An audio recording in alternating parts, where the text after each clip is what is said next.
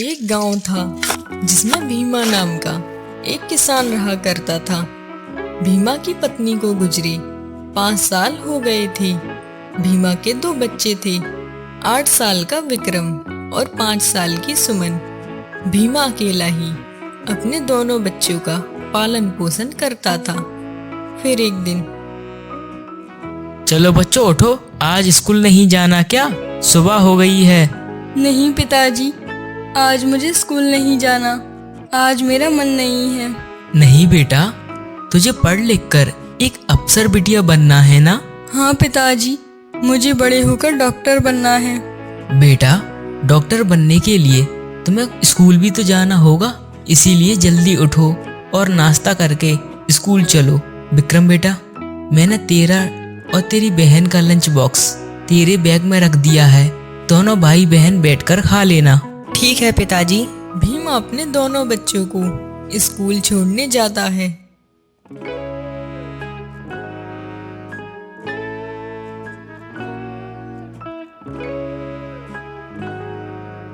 जाओ बेटा, तुम्हारा स्कूल आ गया है, दोनों मन लगाकर पढ़ना और खाना भी साथ में खा लेना। अच्छा, अब मैं खेत पर जा रहा हूँ। फिर भीमा अपने खेतों पर चला जाता है।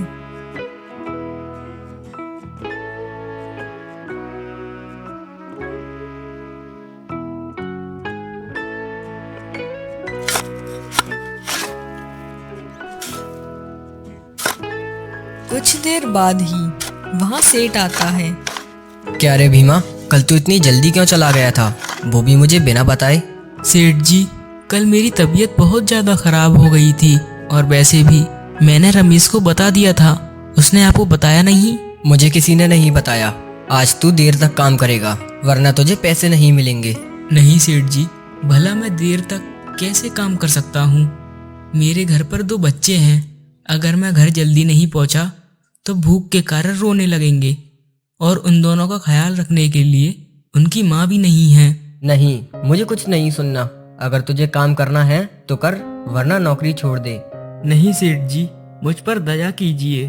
चल ठीक है, तेरे बच्चों के बारे में ही सोचकर तुझे छोड़ देता हूँ, वरना तुझे तो कब का नौकरी से निकाल दिया होता मैंने।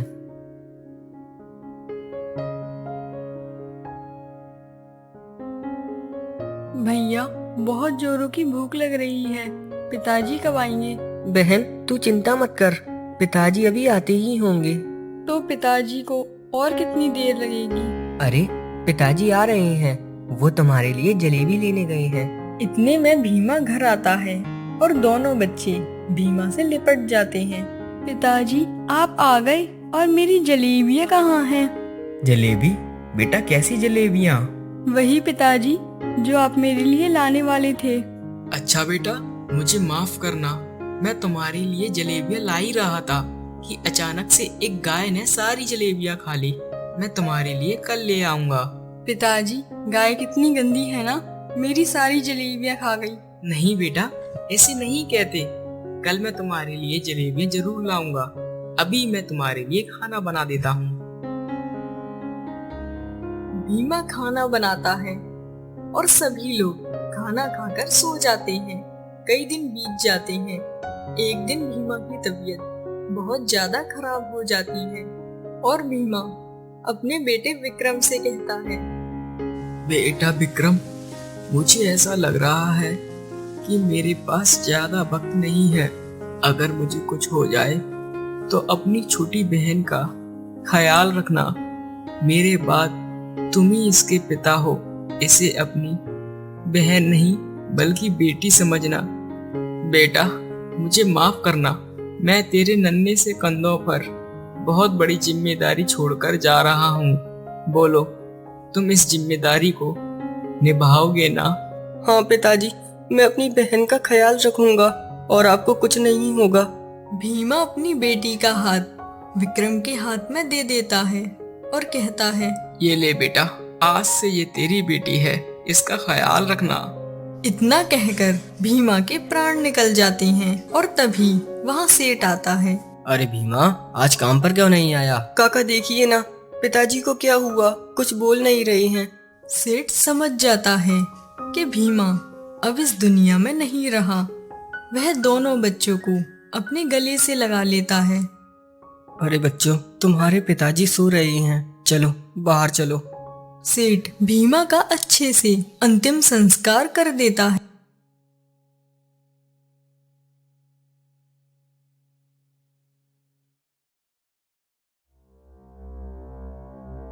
काका, हमारे पिताजी कहाँ गए? बेटा, तुम्हारे पिताजी काम के सिलसिले से शहर गए हैं, कुछ ही दिनों में वापस आ जाएंगे। विक्रम सेठ की बात सुनता है और वह समझ चुका था कि अब उसके पिता इस दुनिया में नहीं रहे और वह दोनों अपने घर आ जाते हैं।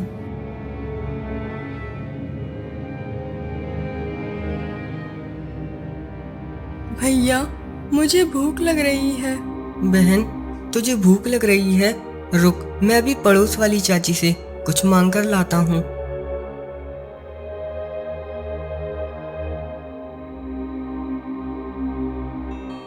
विक्रम पड़ोस की चाची के घर जाता है।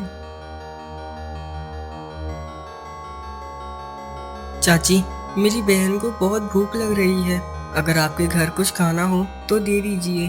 बेटा, कल रात की रोटी है, अभी तक तो कुछ नहीं बना। तो चाची वही दे दीजिए, मैं अपनी बहन को खिला दूंगा। विक्रम रात की रोटी ही अपने घर लाता है और अपनी बहन को खिला देता है।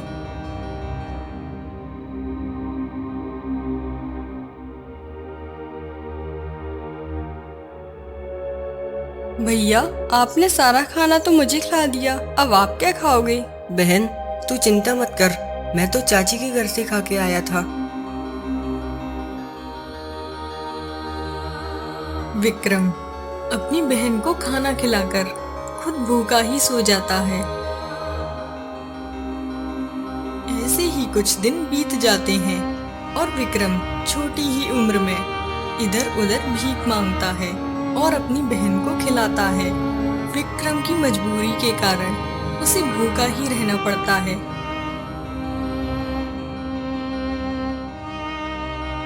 अरे बेटा विक्रम, ये क्या कर रहा है तू? काका, ये तो मेरी मजबूरी है, इसलिए मैं भीख मांग रहा हूँ। मुझे तो काफी दिनों तक भूखा रहना पड़ता है, पर मैं अपनी बहन को भूखा नहीं रहने दूंगा। बेटा विक्रम, तेरा काका है ना, तू चिंता मत कर। तू तो अभी वैसे भी छोटा है, तू खेती तो कर नहीं सकता, तो एक काम किया कर, मेरे पास 2 गायें हैं, तू उन्हें रोज ताजी घास खिलाकर आया कर, मैं तुझे रोज 20 रुपए दे दूंगा। ठीक है काका, मैं मन लगा के काम करूंगा। ये ले बेटा 20 रुपए, आज दोनों भाई बहन कुछ अच्छा खा लेना। विक्रम सेठ के गले लग जाता है और कहता है, धन्यवाद काका जी, मैं आपका हमेशा आभारी रहूंगा। बेटा विक्रम, तेरे पिताजी मेरे खेतों में काम करते थे, ये तो मेरा फर्ज है, चल अब तू घर जा। बहन, ओ बहन, जरा इधर तो देख, मैं तेरे लिए क्या लाया हूँ। भैया, आज बहुत सारा खाना मिला है, आज हम पेट भर कर खाएंगे। अरे नहीं छोटी, आज तेरे भैया को नौकरी मिल गई है, आज से अपने सारे बुरे दिन खत्म हो जाएंगे। और देख, मैं तेरे लिए जलेबियाँ लेकर आया हूँ। क्या जलेबी? भैया, पिताजी मेरे लिए बहुत जलेबियाँ लाया करते थे और आप भी लाए हो। अरे बहन, ये जलेबियाँ पिताजी ने ही तो भेजी हैं और उन्होंने ये भी कहा कि ये जलेबियाँ मेरी बिटिया को खिला देना। तो भैया, पिताजी मुझसे मिलने क्यों नहीं आए? अरे बहन, वो बहुत जल्दी में थे, इसीलिए चले गए, पर अब की बार वो जब आएंगे तो तुझसे मिलकर जरूर जाएंगे और तेरे लिए तोहफा भी लाएंगे। वैसे तुझे क्या पसंद है? भैया, मुझे तो परियों वाली गुड़िया पसंद है। ऐसे ही विक्रम सेठ जी के घर काम करता है और 15 वर्ष बीत जाते हैं। दोनों भाई बहन अब बड़े हो जाते हैं। विक्रम 22 साल का हो जाता है और सुमन 20 साल की हो जाती है। फिर एक दिन पड़ोस के चाचा विक्रम से कहते हैं, अरे बेटा विक्रम, तेरी बहन अब सुमन बड़ी हो गई है, अब उसके लिए कोई अच्छा सा रिश्ता तो देख। चाचा जी, मैं तो दुनियादारी नहीं जानता, आप ही मेरी बहन के लिए एक अच्छा सा रिश्ता देखिए ना। बहन की शादी में चाहे कितना भी पैसा लग जाए, मैं मेहनत कर लूँगा, पर लड़का अमीर खानदान से होना चाहिए, क्योंकि मेरी बहन ने गरीबी में बचपन काटा है। मैं नहीं चाहता कि उसकी शादी भी गरीब घर में हो। बेटा विक्रम, मेरी नज़र में एक लड़का तो है जो बहुत ही अमीर है। तुम कहो तो बात करूं? हाँ हाँ चाचा, बात कीजिए ना, मैं आपका एहसान कभी नहीं भूलूंगा।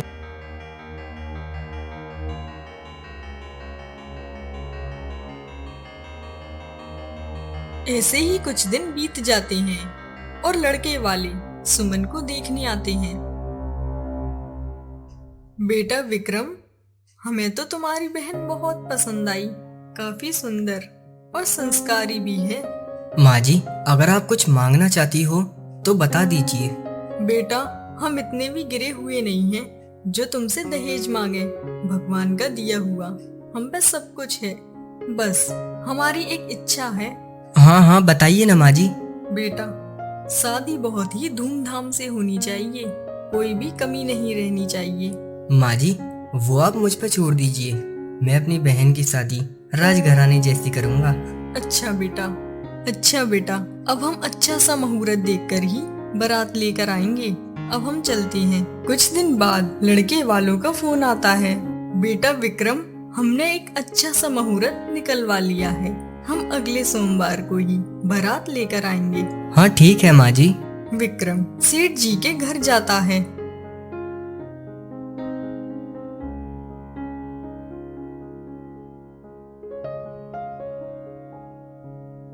सेठ जी, अपनी सुमन बिटिया की शादी आ गई है, क्या आप मुझे 5 लाख रुपए दे सकते हैं? अरे विक्रम बेटा, 5 लाख रुपए बहुत ज्यादा होते हैं, और तू इतने पैसों का क्या करेगा?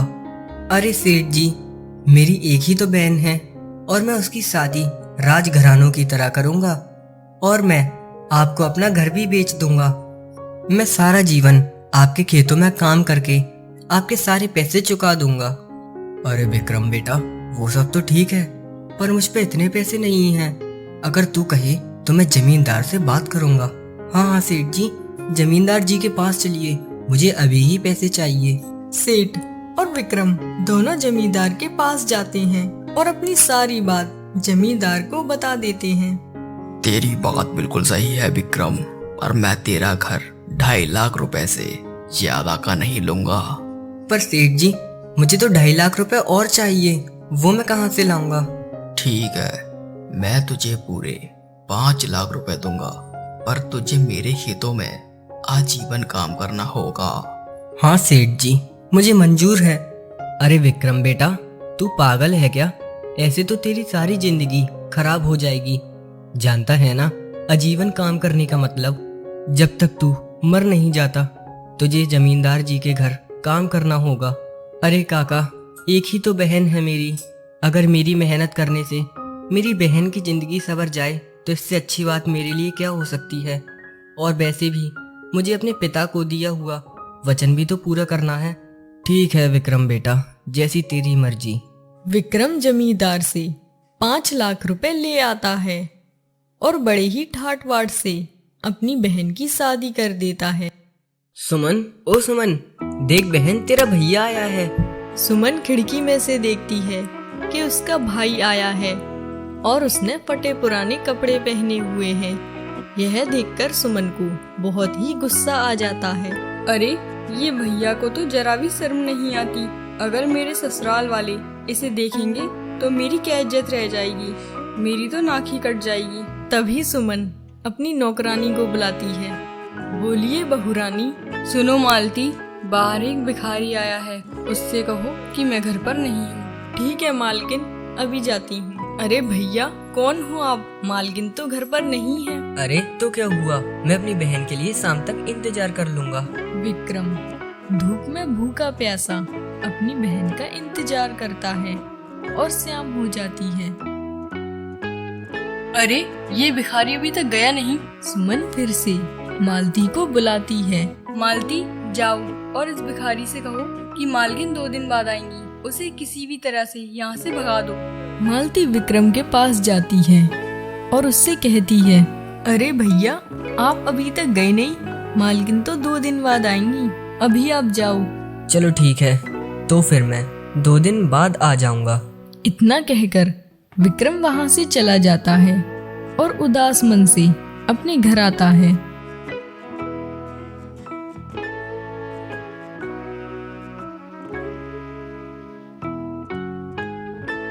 रास्ते में विक्रम को सेठ जी मिलते हैं। अरे विक्रम, तू तो अपनी बहन से मिलने गया था ना, तो फिर यूं ही मुंह क्यों लटकाया हुआ है? अरे सेठ जी, अब आपको क्या ही बताऊं, मेरी बहन घर से बाहर गई है, 2 दिन बाद लौट कर आएगी, तो मैं 2 दिन बाद ही दोबारा उसके घर चला जाऊंगा। अरे विक्रम, आज तो रक्षाबंधन है, तेरी बहन घर से बाहर कैसे जा सकती है? मुझे लगता है वो तेरी यूं ही फटी हालत देखकर वो घर में छुप गई होगी। अरे नहीं नहीं सेठ जी, मेरी बहन तो हीरा है, हीरा, वो मुझे कहीं नहीं भूल सकती। अच्छा चल ठीक है, तू उदास मत हो और घर जा, आराम कर, फिर कभी चले जाना अपनी बहन से मिलने। कई दिन बीत जाते हैं और विक्रम अपनी बहन से उसके घर कई बार मिलने जाता है, पर सुमन कुछ न कुछ बहाना बनाकर अपने घर में ही छिप जाती है। अब विक्रम को भी लगने लगा था कि उसकी बहन अब उससे पीछा छुड़ाना चाहती है। वो ऐसे ही अंदर घुटता रहता और फिर एक दिन, अरे विक्रम, तेरी भी उम्र हो रही है, अगर तू भी शादी कर लेगा तो तेरा भी घर बस जाएगा। अरे चाचा, मेरा जीवन तो पहले ही एक गुलाम की तरह है, मुझे एक ही वक्त की रोटी नसीब होती है और कभी कभार तो भूखा ही सोना पड़ता है। अगर मैं शादी कर लूंगा तो फिर उसे क्या खिलाऊंगा? अरे विक्रम, मैंने तुझे कितनी बार समझाया था, पर तूने तो अपने ही पैर पर कुल्हाड़ी मार ली। वो निर्मोही बहन इतना सारा पैसा देखकर अपने गरीब भाई को भूल गई, पर वह ये नहीं जानती कि आज वो जितनी अमीर है उसका कारण केवल तू ही है। अरे नहीं चाचा, वो तो उसका नसीब था और वो मुझे भूली नहीं है, जरूर कुछ ना कुछ बात होगी। विक्रम फिर से काम करने लगता है और वह बड़ी ही मेहनत से काम करता है। कुछ दिन भूखे रहने के कारण विक्रम बहुत ही कमजोर और बीमार पड़ जाता है।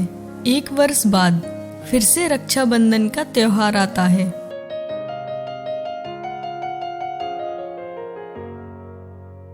काका, आज रक्षाबंधन है, आप कहो तो मैं अपनी बहन से मिलकर आऊं? अरे विक्रम, तू कितनी बार अपनी बेइज्जती करवाता रहेगा? अब तेरी बहन तुझे भूल गई है, शादी के 2 साल बीत गए हैं और इन दिनों में वो तुझसे एक भी बार मिलने नहीं आई। अरे काका, ऐसा कुछ भी नहीं है, आज मेरी बहन मुझसे जरूर मिलेगी। अगर आज भी मेरी बहन मुझसे नहीं मिली तो मैं उसके घर फिर कभी नहीं जाऊं। और विक्रम अपनी बहन के घर जाता है।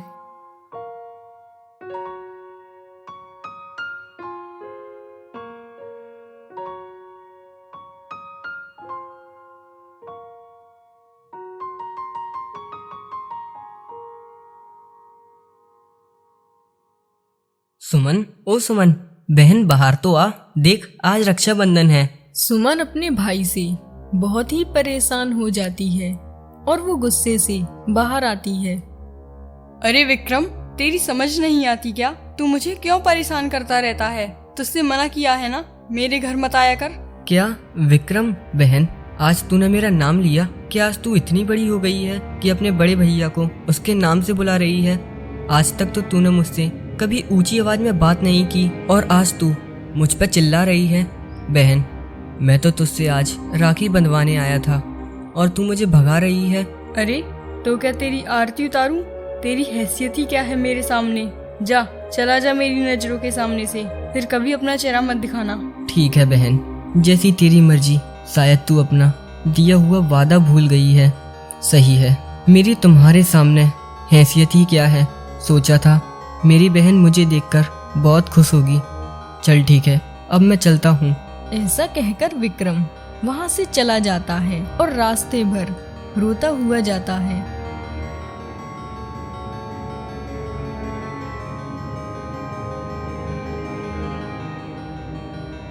विक्रम घर जाकर बीमार हो जाता है और तभी वहां सेठ आता है।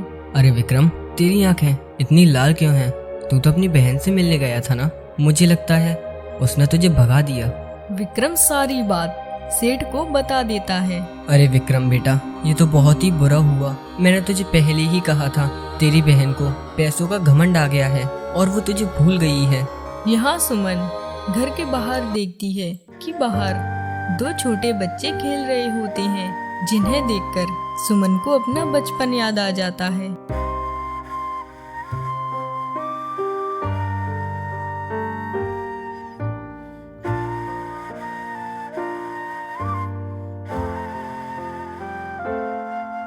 हे भगवान, मैंने ये क्या कर दिया। भैया ने मुझे कितने प्यार से रखा और मैंने भैया को राखी भी नहीं बांधी। मैं अभी ही उनसे मिलने जाती हूँ। सुमन रोते रोती अपने भाई के घर जाती है।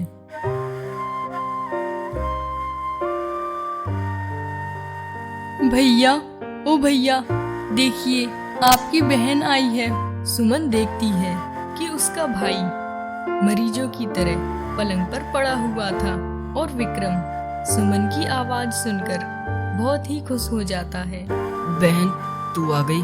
चल आ और इधर बैठ, मुझे राखी बांध दे। मुझे लगता है ये मेरी आखिरी रक्षाबंधन होगी। भैया, ऐसा मत कहिए। अगर आपको कुछ हो गया तो मैं कैसे जीऊंगी। चलिए अपना हाथ दीजिए, मैं राखी बांध दूं। सुमन अपने भाई को राखी बांध देती है। बहन जा, उस जगह तेरा तोहफा रखा है, ले ले। सुमन तोहफे को देखने जाती है और देखती है वहाँ परियों वाली गुड़िया रखी थी और उन दोनों की बचपन की तस्वीर भी रखी थी। वैसे तुझे क्या पसंद है? भैया, मुझे तो परियों वाली गुड़िया पसंद है। यह देखकर सुमन की आंखों में आंसू आ जाते हैं। भैया, आप ये मेरे लिए लाए हो? भैया, आप कुछ बोल क्यों नहीं रहे?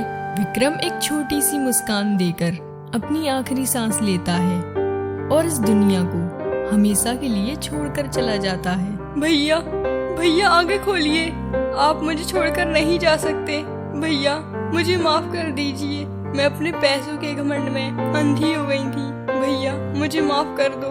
आपने तो पिताजी को दिया हुआ वादा पूरा कर दिया, पर मैं अपने वादे को भूल गई। भैया, मुझे माफ कर दो। सुमन अपने भाई की मृत्यु से बहुत ही दुखी हो जाती है और बहुत ही ज्यादा रोने लगती है। दोस्तों, राधिका टून चैनल की तरफ से इस रक्षाबंधन की आप सभी को हार्दिक शुभकामनाएं। कहानी पसंद आई हो तो चैनल को जरूर सब्सक्राइब करें।